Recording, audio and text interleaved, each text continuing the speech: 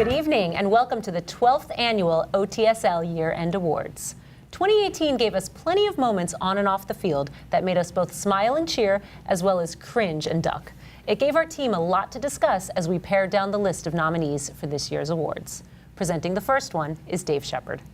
The nominees for our Baby New Year Award for Rookie of the Year hit the gridiron, diamond, and hardwood. Running, hitting, and throwing. For the third year in a row, we have one each from the Big Apple and the City of Brotherly Love, along with a Pacific Coast sensation, fresh from the Pacific Rim, and one who saved the Tide from getting rolled. Look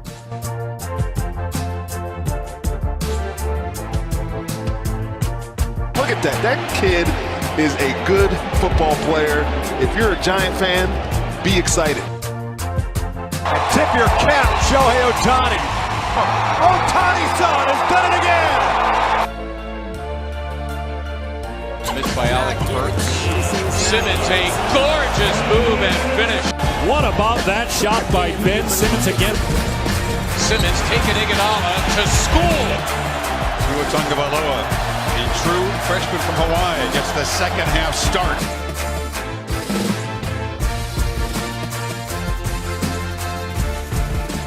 Yeah, to me, this is a well-deserved award for Saquon Barkley because he was really the only positive thing, and a very, very positive thing, and a very dismal season for the Giants. But I will give a close second to Tua because even though I hate Alabama, very impressive what he did.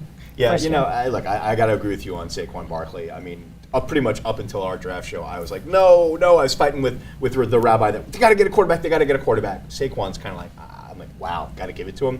You know, but Tua has had a great year, much deserved as a Heisman finalist that he will be. Ben Simmons, love my boy, but the boy needs a jump shot. But to me, Ohtani, you come over your first year in the major leagues. I mean, no disrespect to Japanese baseball, but it is a bit of a different game. He comes over here and he performs well, both at the plate and as a pitcher, and puts up numbers like he did. To me, I would have given him this award. You know, but that's just me. You know what? Talking about Violi, anytime you replace a guy who lost twice, wins a national championship, and you look as good as you have, you deserve plenty of recognition. But Saquon Barkley kind of justified the Giants drafting him. Yeah. Because a lot of people thought that he won't go quarterback, and every week is a highlight reel. It's a different, every week. You know, a different. How did he do that highlight reel? I remember the Philadelphia Eagles game, the first meeting, and he literally was the only thing that was going for the Giants offense. Yep. I mean, I'm going to say Saquon Barkley. Not because I'm a Giants fan, but because he's just been so freaking impressive. Yeah. Giant fans, you all need to stop talking about getting this great quarterback. Wait one more year, because the guy who plays at Alabama would be a perfect fit for the team you have. And you could add him with Saquon Barkley. Think about how great that team would be if you had the two of them together. Right. I mean, it's very simple to me. I mean, you have a rookie that is third in rushing 3/4 of the way through the season. Not to mention the fact that the Giants are 4-8. So that tells you one thing. That's right. It's a passing game, so that means they're passing a lot more because they need to come back in essence of that. Exactly. It's got to be Barkley. By the way, Ben Simmons is a rookie the way I'm 7 feet tall. I agree. It used to be that experience, often white-haired decades of it, was the hallmark of a great leader. Our head of the table nominees for Best Coach of 2018 have turned that old adage on its head. 3 of the 4 are definitely in the youth is served category, while the 4th just looks perpetually young. All will likely be atop their profession for decades to come. The praise is uncomfortable, and it's just something that these guys should be getting it all. We all have a role to play, and we all need to play that role as well as we can. I promised myself, when I become a manager, I'm going to keep doing the things I was doing as a bench coach. I'm going to delegate, but at the same time, I'm going to be hands-on. What's one of the things that it's focused on? Daily what? Improvement and daily what? Excellence, okay? And our pursuit of excellence is going to be nonstop, and it applies to everything that we do. The beauty of this team is they got better each night as a coach on this field. So blessed to have these kids around me. You know, they're just wonderful kids to coach. You know, Anthony, I mean, you look at all these guys, and You talk about the fact that like it's not white-haired guys anymore. I mean, Brad Stevens is what, 15? I mean, Sean McVay has guys on his team who are older than he is. Yeah. I mean, Jay Wright. Jay Wright always looks, tipo suave. But Alex Cora, and as a Yankee fan, it pains me to say this, but as a journalist, I got to give it to him. I mean, what Cora did, he brought the Houston success over to Boston, and he turned that team around and literally took a team and molded them into what he knew best. They all bought in, and they bought in all the way to a World Series title. I mean, you can't give it to anybody other than Alex Cora. And look, half this list have me looking for my AER. But that's right. Sean McVay's younger than you are. Yes, he is.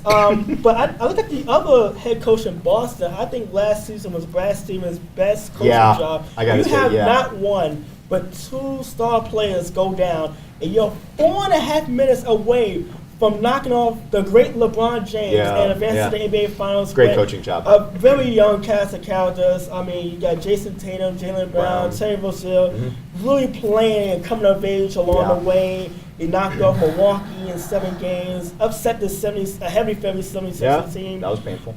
It was just a great building block. I just think Brad Stevens showed why he's one of the better coaches in the NBA in the last 10 to 15 I'd years. go so far as to say he's the best. Not named Greg Popovich, by the way. Great. Well, we all know I am not a Red Sox fan. You know this.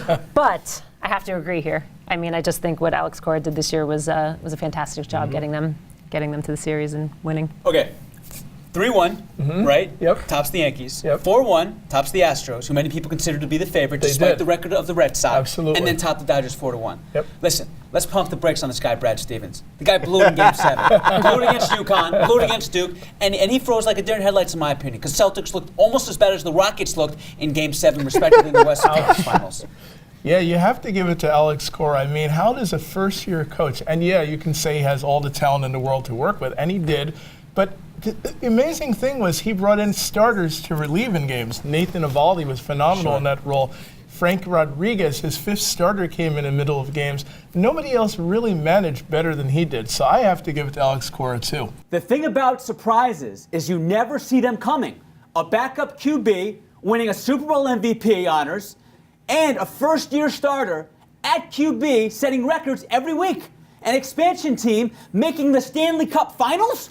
A little school from the Windy City with hot shooting and the coolest nun around, making it all the way to the Final Four?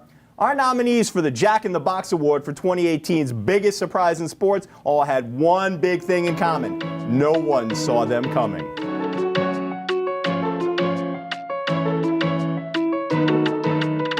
Oh my gosh, how do you not like watching them play? Here they come, Mahomes unloads We know they're out to win, but we have that craving to get into this next step. And we want to see that big W at the end of the game. And it's over, and the Vegas Golden Knights will play for the Stanley Cup. You know, we just went out there and played football. You know, we played this game since we were a little kid. We've dreamed about this moment. There's plenty of kids watching this game right now dreaming about this moment, and someday we'll be here. Well, talking about the Golden Knights, and yes, it was the biggest surprise in hockey getting the Stanley Cup. But I followed the team all year, and I remember I wrote a blog piece. You did, it was a really good one. I was in Vegas a few weeks after the tragic shooting that took place there. And the Golden Knights, it wasn't just what they did on the ice, but off of it. And it gave a wounded community something to cheer for and something to rally behind. And it really, I think, really played a part in this season. They got out to one of the best starts for any expansion team in any sports, and pretty much had the division and playoff spots sewn up before the month of March. Yeah. But what they were able to bring to that community, and just off the ice and even on the ice, they had a dramatic series in the first round against the Kings in particular. I don't, even though they came up short in the Stanley Cup final, it's hard to downplay what they did in their very first season, and the fact that it could be more to come for all we know. Oh yeah, look, I mean, you and I agree on what the fact that what they did transcended whatever they accomplished on the ice in that community. But I look at the other nominees on here. I mean, Patrick Mahomes. I mean, I didn't see this coming. I don't think anybody did. I mean, and Nick Foles, that's like the second coming of, Hostetler coming in for Phil Simms and winning a Super Bowl. I would know. I think Loyola's run to the Final Four to me is deserving as one. I mean, this is just one other reason why I just love March Madness, and it's why every year, and I say it every year, craziest tournament ever when you think about not just them, but everything else that happened in that tournament. I mean, how great a story is this? I mean, you love the whole one and done, and David knocking off Goliath after Goliath after Goliath after Goliath to get to the Final Four, and Sister Jean. I mean, come on, how cool a story was that? Cool as none in the world. I mean, Loyola Marymount. I mean, I am definitely in favor of these guys, winning this award. Right. Well, we're talking about the biggest sports surprise. Yeah. So we're not talking about a sister. We're not talking about that's not sports related. That's just a great story. It is. To me, if you're a Super Bowl winning quarterback as a backup, you win the playoff game against Atlanta, and the team hasn't won in 9 years. That's right. And you win 3 in a row, and you outplay Tom Brady, obviously the GOAT when it comes to the NFL. Yep. That's got to be the biggest surprise. On this list, they're the only team that's actually won.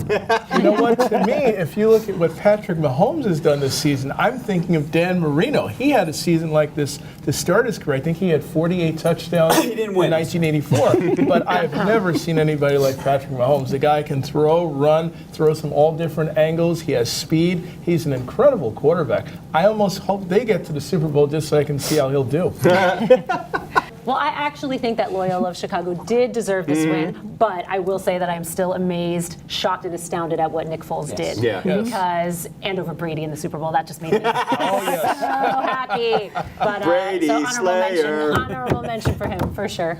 Heightened expectations often lead to crushing disappointments. The nominees for our Coal in the Stocking Award for 2018's biggest disappointment in sports include a pair of international soccer powerhouses. Plus, teams from the NBA and NFL that saw their best seasons go up in smoke in what seems like a New York minute. They all wish they weren't on this list, but unfortunately, they fit the bill perfectly. They get tight, their palms get sweaty, they can't seem to react accordingly, and they wilt. That is the bottom line. You guys are making way too many mistakes for a team that hasn't even done anything. Bro, this is a team that we all were clamoring over, saying this is the new generation of trash-talking young superstars that are going to win this thing. And all of a sudden, these guys are one of the worst teams. To the finals. And he's missed it. It's been saved.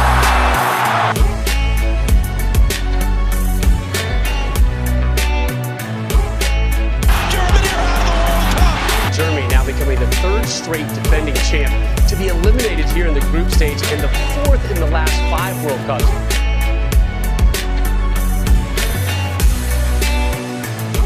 I look at this list of nominees, Anthony, and yeah, the Raptors, I mean, obviously that was a collapse, and the Jaguars.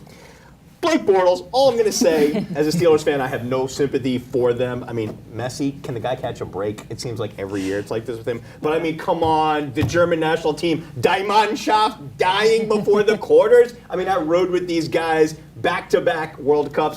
They had brought such a strong team, and to not even get out of the quarters, come on, guys, really? You know what? Germany is bad as they were, and they didn't get out of group play, which and they were the defending champs, which is disappointing. I picked the Jacksonville Jaguars on this very show to get to the Super Bowl. And you know what, Jalen Ramsey, if you are out there listening, please take my advice. If you're gonna bash quarterbacks, make sure the one you're playing with can throw past 15 yards. Because the football gods are very fickle. They are.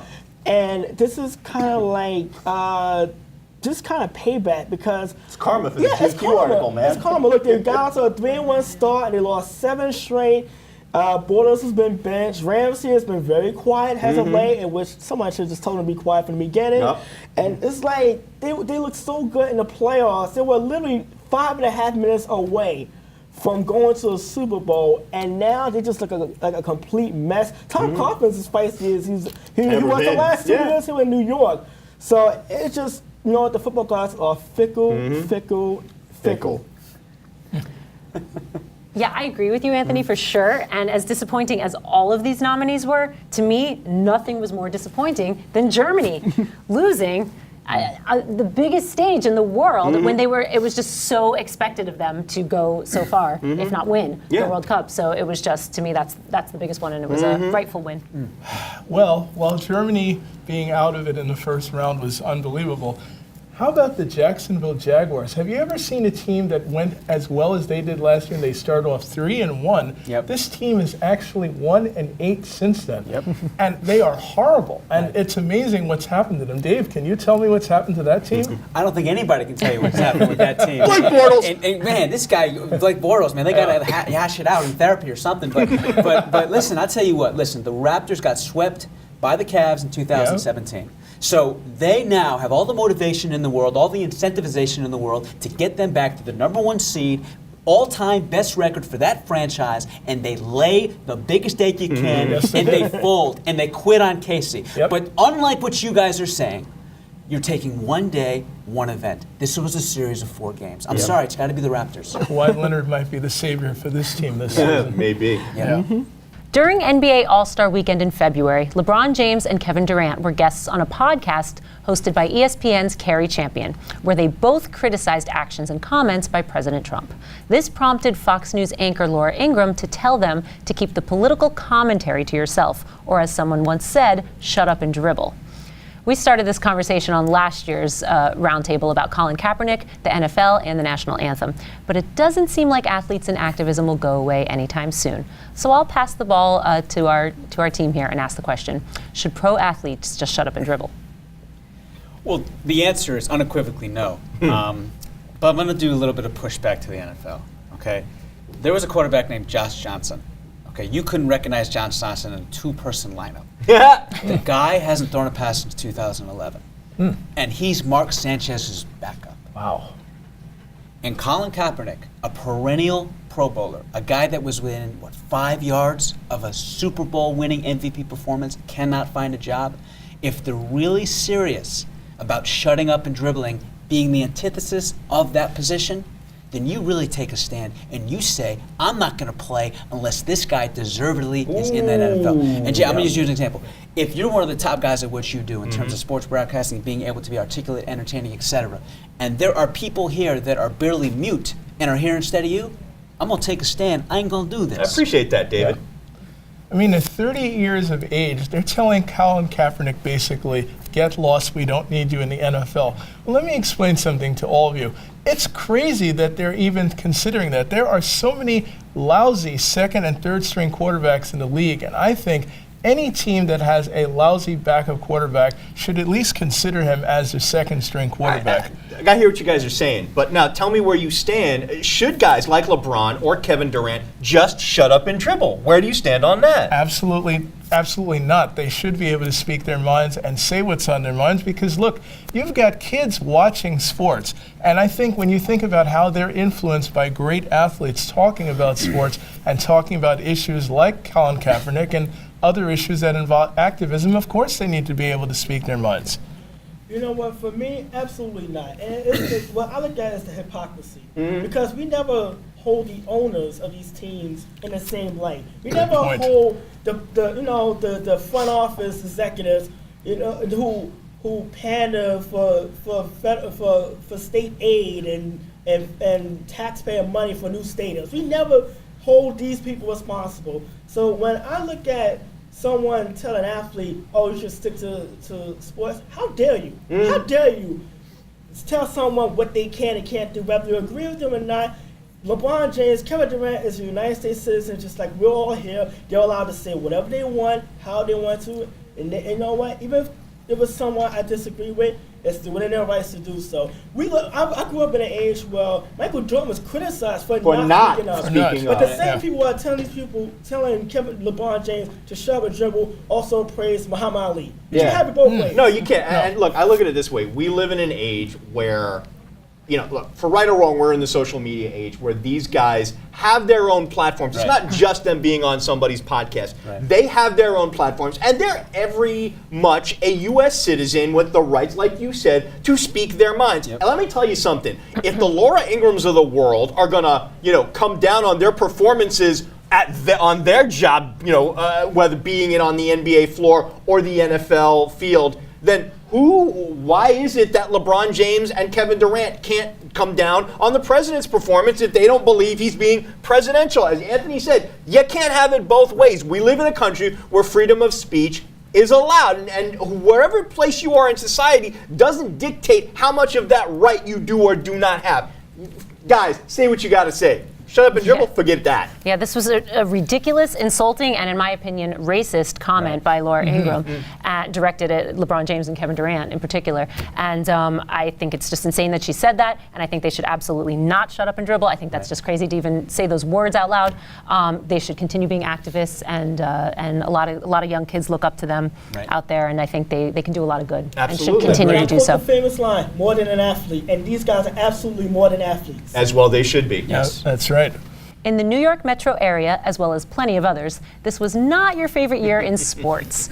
We're going to take a moment and send out 5 Christmas wishes for a better 2019 to some who could really use the hope a new year brings. It's been a rough first year for the new head coach and GM tandem of the New York Giants.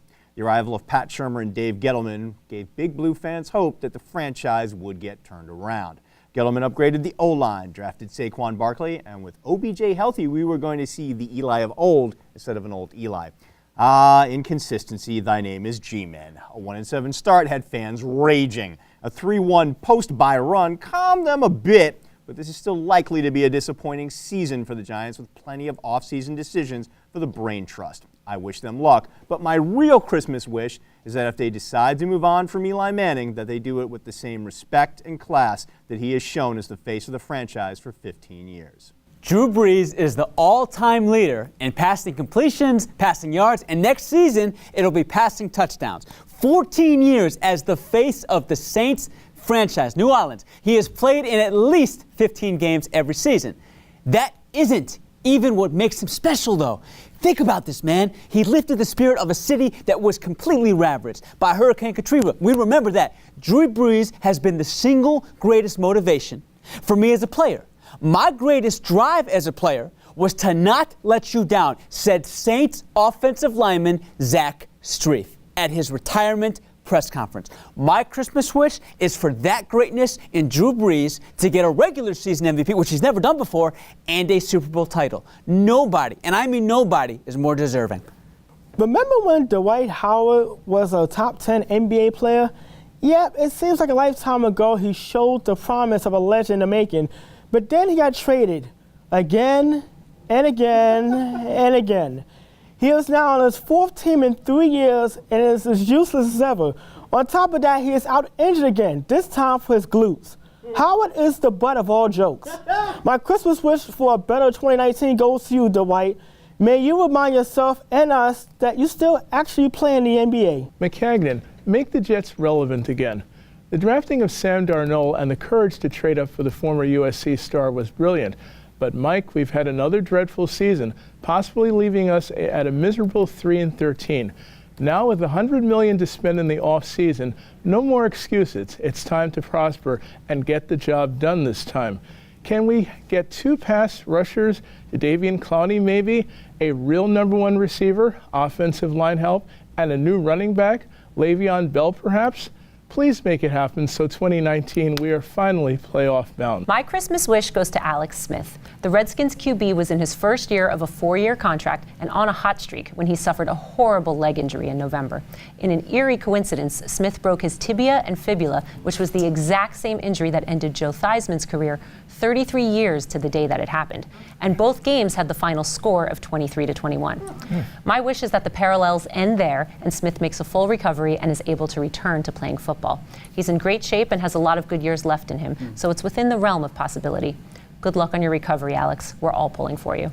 The nominees for this year and Otsl Award for 2018 Biggest Upset in Sports are the epitome of giant killers and dragon slayers, or in the case of one of our nominees, a Brady Slayer. The other 3 nominees knock Titans off of both the college basketball and pro tennis courts, making some fans reach for the champagne while causing others to reach for the Tums. Absolute. Incredible performance. Shock and awe in college basketball. UMBC makes history. Off play action. Going for it all into the end zone. Clement flares out to the right. Caught over the middle and to the end zone. Naomi Osaka, a quantum leap. U.S. Open champ. She was given one game at one point. She absolutely earned everything else. Puddles from hitting the backboard. Ogunbowale hits! Ogunbowale. Good! Notre Dame with the win!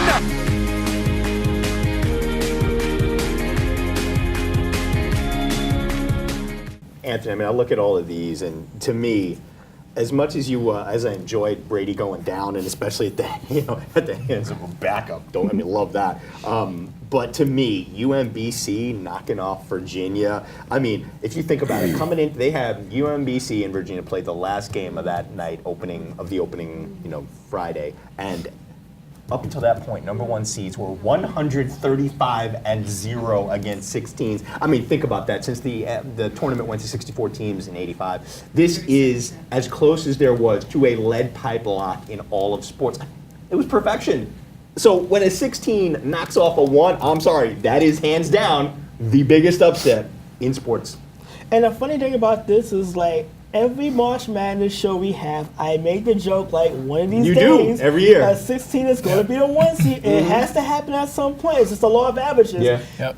The game wasn't close. No. That was the worst part. I've never seen Virginia, anyone And they were the number 1 overall. They were overall seed. And the worst part was, they didn't just lose a close game. They laid an egg. They shot under 30% in that game. And I remember I posted a meme on Facebook. And it was like, yes, everybody's bracket is done. Because I have never seen a team that was so good in the regular season completely disappear. Oh my God. On a bigger stage. It was just stunning. And like I said, I'm still at a loss of words for it. But I said it all along. It was going to happen one of these days, and it just happened to be 24 hours after our March Madness show when I said the exact same day it was going to happen. Yeah, but we're all still going to pick every number 1 to be the 16 this Of course. That's not going to change, people. Well, yeah, just because it happened once doesn't mean it's going to happen. Continue to happen. No. And I also agree with you that the Eagles knocking off the Patriots was pretty awesome and a great upset. Well, it's because we all hate the Patriots. Exactly. But there is no question that 16-1, previously unheard of. To me, nothing is more insane than that. Nope.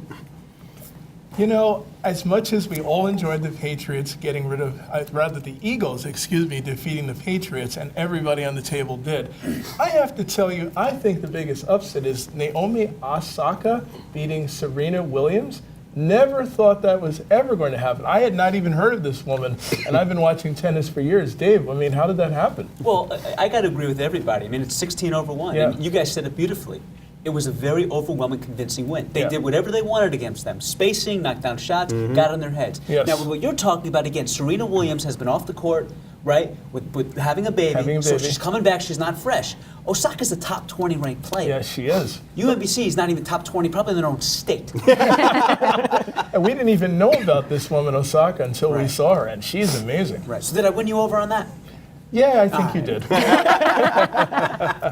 For this year's Tofurky Award, we had as many good moments as we had bad ones. So instead of going all WTF, we went all Jack Buck. Indeed. Our nominees gave us a spectacle, a miracle, a classic, and a thriller. All would have had the legendary announcer yelling his famous line, "I cannot believe what I just saw."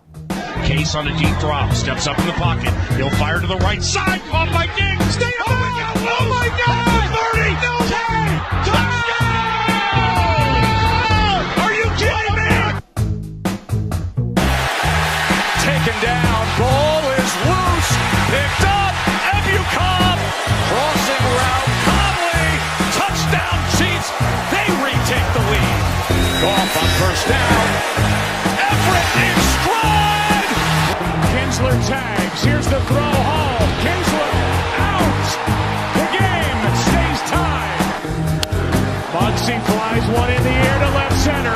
Back in the wall and it's gone. It's over. Muncy, a walk-off home run to win game 3 in the 18th. Hill misses. Rebound. brings it back out, throws it to Hill. Hill shot blocked. You get the feeling J.R. Smith thought they had the lead. He didn't know the score. I think exactly. That's a bad mistake by J.R. Smith.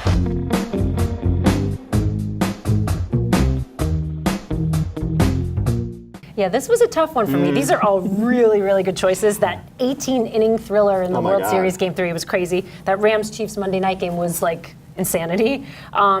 I'm a little partial to the Vikings game because I thought that was just such a comeback that we didn't expect at all. Hate to see Drew Brees get his heart broken like yes, that. and it was just, I did not think that was going to happen. But game 1 of the NBA Finals, man, that was insanity. Like, what kept happening there? Everything. You know, J.R. Smith, we had him when he was at the Knicks. He had many brain cramps that we probably have forgotten about. I'm thinking the Rams-Chiefs game, that was an incredible game. When's the last time a team scored 54 points to 51 in a regular season game? The offenses were incredible, and the defense, what little there was actually important during that game. And I'm laughing because we know who J.R. Smith is. Yeah, absolutely. Right? He is who he is. Yep. Year 14 is going to be who he is. But Ty Lue ain't J.R. Smith. No. LeBron James ain't J.R. No. Smith. So I got to wholeheartedly agree with Nisa because you have arguably the most intelligent player to ever play the game.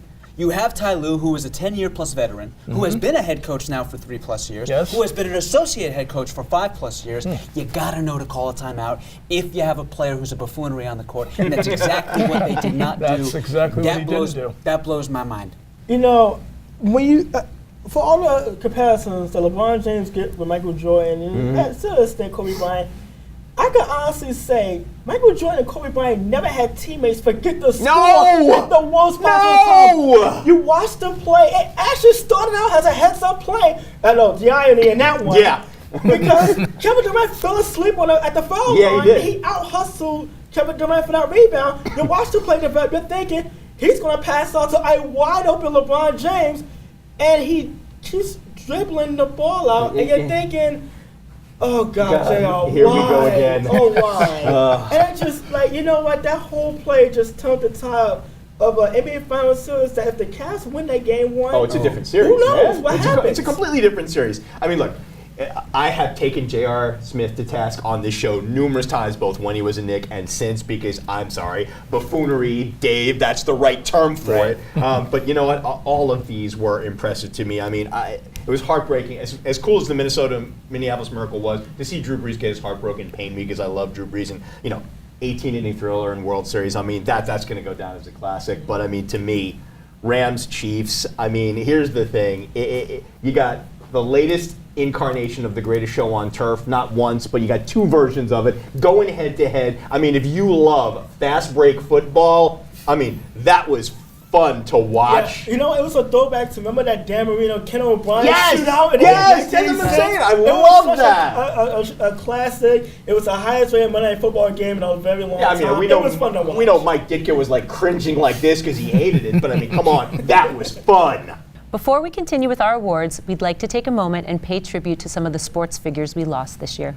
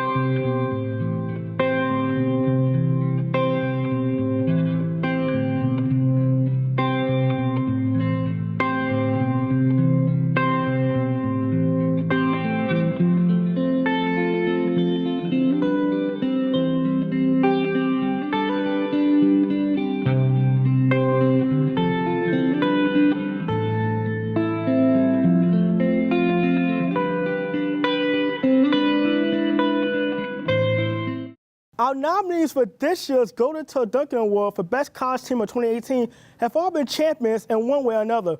One continues to roll over college football. A second has owned college basketball 2 of the last 3 years. A third one has one of the biggest legacies in all of college football. The fourth is a recent national champ. And the fifth merely has the longest active unbeaten streak in college football. This is the best Notre Dame team. It is the best Notre Dame team since Lou Holtz. I'm not joking. This is a better Notre Dame team than went to the national championship. Absolutely. 4 straight ACC championships, 4 straight playoff appearances. Congratulations to the Clemson Tigers, and they're off to the playoff. Great team we witnessed in this tournament tonight. The Nova Nation has another national championship. Sweet and satisfying victory as the winning streak longest in the country. Trying to make up for it. Fires to the end zone. Touchdown! Alabama wins!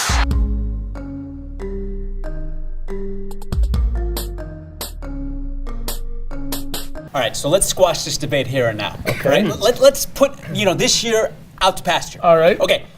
5 national championships in 9 years. That never happens. When you look at the parity in college football, and when you look at the fact that no coach has come close to that, Osborne 3, Meyer 3, we know that. But look at the amount of years it took for them to get that. 9 years, 5 national titles.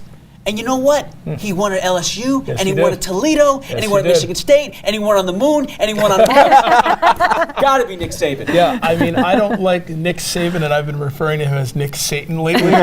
But, you have to give it to him. And how brilliant is he thinking about the championship game last year when he brought in Tui Valalo off the bench? I had never heard of this quarterback in my life. He came off the bench. He looked like Kenny Stabler. He's an amazing coach. And as much as I hate Alabama, you got to give it to them. I think you pronounced Tua's last name a little bit wrong, but that's okay. All right. So not the easiest name to pronounce. So my issue is, why are all our winners this year teams that I hate? Can I just say that? Because I hate talking about all these teams. And I hate to say this, too, because it makes me want to throw up, but Alabama deserves this win. I do like that we had 4 football teams as nominees in this category. I will say that. Yeah. But yeah, Alabama is just so annoyingly good every year. Consistency. No matter what players they have, it just seems like they're good. So yeah, got to give it to them.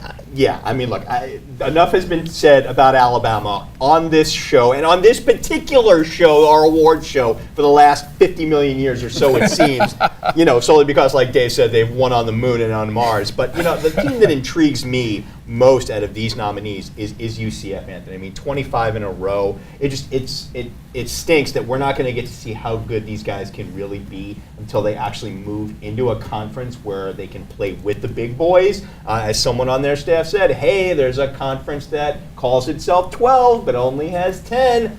Look at us, UCF. How about USF? I got to give, Josh Heupel all the credit in the world. I mean, he picked up for a team that was 13-0, and he still has them undefeated. I would have given them the award. Oh yeah, UCF is definitely a story. It's a shame that they're not going to get a chance to play for the national championship. But then you look at Alabama.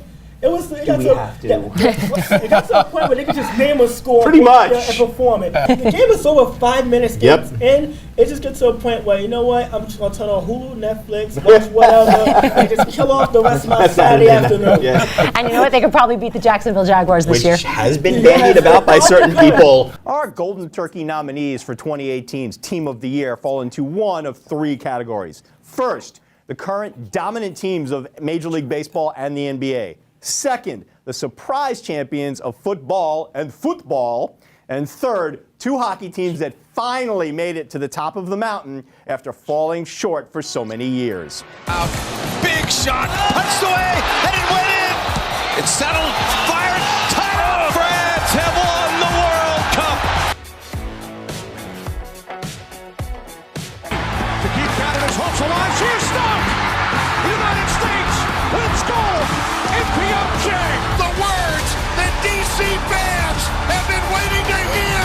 The Washington Capitals are the 2018 Stanley Cup champions. There's a new dynasty in the NBA.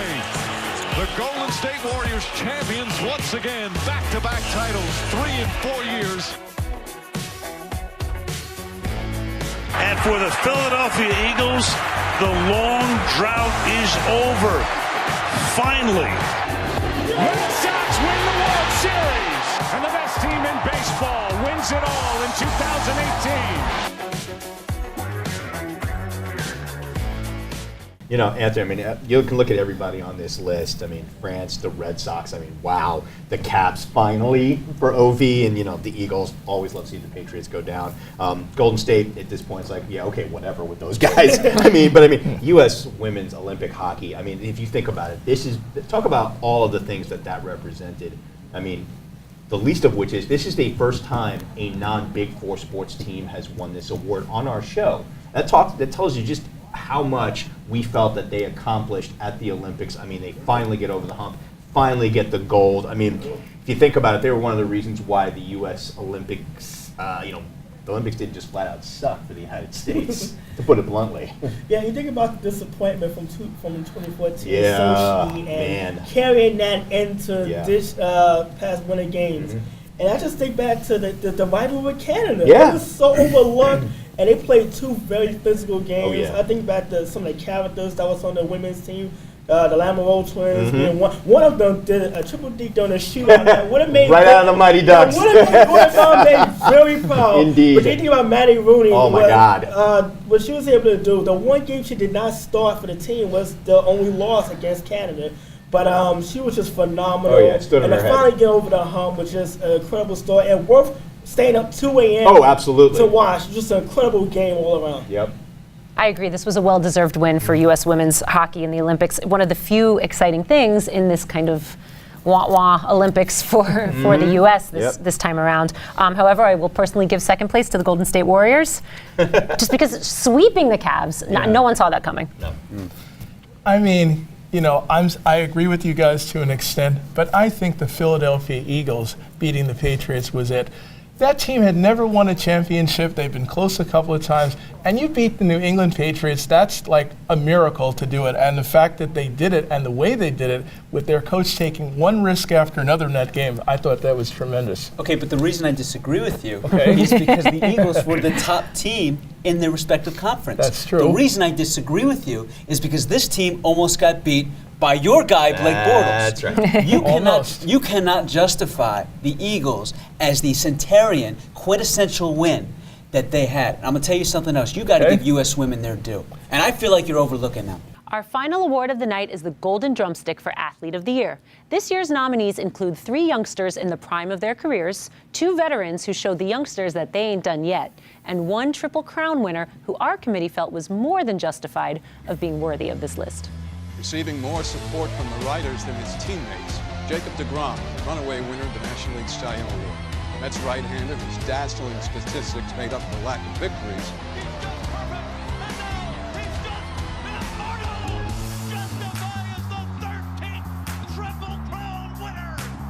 Yelich sends one to right center and deep. Get up! Get up! Get out of here and gone for Yelich! And Breeze, play action. End zone! He's playing so well right now, he's actually, in my view, elevating his position on the all-time list because he's now hitting peaks that are just absurd. And he swings, it hits one deep, left field, back goes Taylor by the wall, goodbye! This time, not in the stands. Betts pulls it down. 2-on-1, on comes Ovechkin.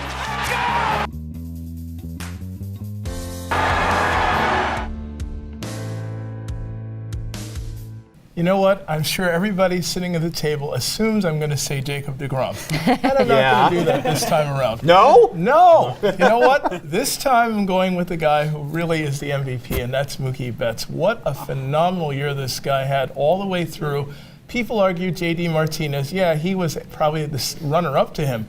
But Mookie Betts has had a phenomenal season and really helped the Red Sox get to the World Series. I wanted to disagree with you so bad, but I have to be on your side in this. You talk about the Silver Slugger, the guy who won the Golden Glove, the guy who won the MVP. This guy is sensational. Oh, yeah. And you know what's amazing about that, Steve? And Anthony's going to appreciate this. He did it with a 5'9" frame. That's amazing. That is amazing. It's got to be Betts. And what a great arm he has, too. Right. And I bet you our fellow compatriots will say the same thing. I have a feeling they may. Well, as much as I appreciate the reference to small guys, you know what? I'm big on hockey, and Sean Roman is also. I saw Ovechkin. Watch this guy time and time again come short and get labeled a guy who couldn't win the big one. And he was victimized by my favorite team, the Rangers, on a couple of occasions. Remember Dirk Stepan in Game 7? Oh, yeah. But to finally get over the hump, and I had a joy watching him celebrate all summer long. If it wasn't taking... Did anybody ever have more fun with the Stanley Cup than Ovi? No. Absolutely. I mean, you know what? But good for him, though. Yeah. I mean, he's been regarded as one of the top players of all time. And to finally win the big one, it's like kudos to him. I'm a Rangers fan, but look, I give credit when it's due. Oh, yeah. Look, everybody I think on this list is very much deserving. Just the guy that stands out for me, though, is Drew Brees. I mean, if it's not for the Minneapolis Miracle, to me, he's playing in a Super Bowl. I mean, considering what he's taken from that and what he continues to put up, the guy just lights up defenses. He's been doing it for years, and I don't think he's done it with a running game. He's done it without a running game. There is nobody, I think, that would deserve this more than Drew Brees. Yeah, I don't like that we have yet another winner from a team that I hate. So I'm not going to talk about him too much. I would have given this one to the horse. I just think it's I don't know. I'm partial to the Triple Crown, and also, if you remember, Justify won the Triple Crown as an undefeated horse. So that's extra props for that. I think that's the first time in 30 plus years that has happened. Yeah, and how about the clever way I phrased his nomination in the intro? Thank you. Pat myself on the back. That's right. Our Mrs. Kloss Award is usually given to a female athlete who has been remarkable on the field of play. This year, we're giving it to Allie Raisman, captain of the 2012 and 2016 gold medal winning USA women's gymnastics teams, but not for what she did in either London or Rio. We're giving it to her for standing in a courtroom, looking former U.S. national team doctor and now convicted sexual abuser Larry Nassar in the eye and telling him, "We are now a force and you are nothing." Your Honor, I ask you to give Larry the strongest possible sentence which his actions deserve, for by doing so you will send a message to him and to other abusers that they cannot get away with their horrible crimes. They will be exposed for the evil they are, and they will be punished to the maximum extent of the law. Let this sentence strike fear in anyone who thinks it is okay to hurt another person. Abusers, your time is up. The survivors are here, standing tall, and we are not going anywhere. What Allie, other current and former Team USA gymnastics, and Michigan State female athletes did by standing up in that courtroom was show that they would no longer be silent victims.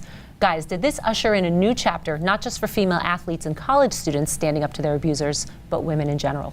You know, as somebody who has nieces who are teenagers and younger, God, I hope so. I can't give Allie Raisman enough credit. I mean, the guts that it took, not just to stand up in that courtroom, Anthony, but to essentially be the public face of all of the women who stood up in that courtroom. I mean, that took an awful lot of guts, and I could not be prouder of her for doing that than for what she did in London and in Rio. And honestly, I think as her career as an athlete winds down, this is going to be what people remember. And I just hope that this is not just a moment in time, but I hope it's a journey that just keeps going and going, because, like I said, as somebody who has nieces who are teenagers and younger, I'm sick of this. It needs to stop, and I hope this is where it stops. You know what? I'm going to piggyback on what you said, and one of the greatest moments I remember of this year was all those women at the ESPY Awards standing on stage, shoulder to shoulder, proudly has won. Mm-hmm. And you know what? I hope this usher in an era of accountability too. Yes. Because you look at this, Michigan State USA gymnastics, to turn a blind eye to this for so long. Oh my Just God! flat out inexcusable. And I'm with you. I have nieces who are teenagers.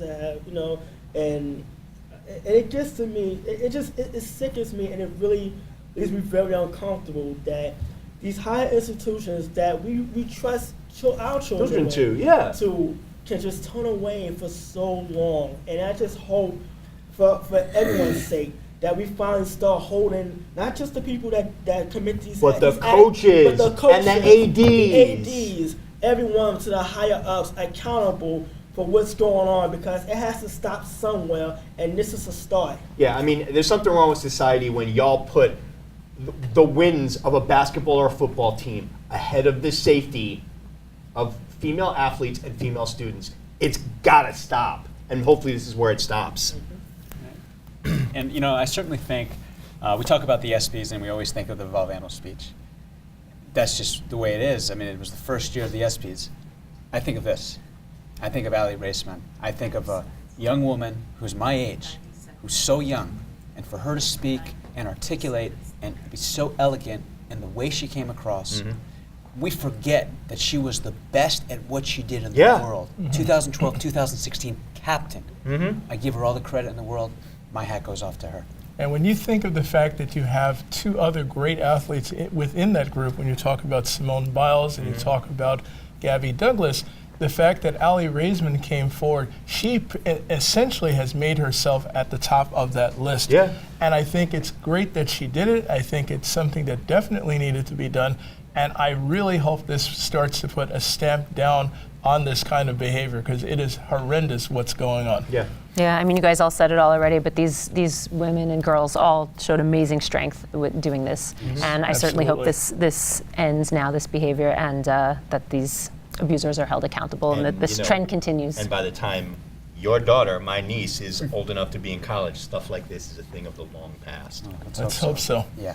2018 was a record-breaking year in sports. To conclude tonight's show, we're going to raise a glass to 5 of those accomplishments in our Holiday Toast segment.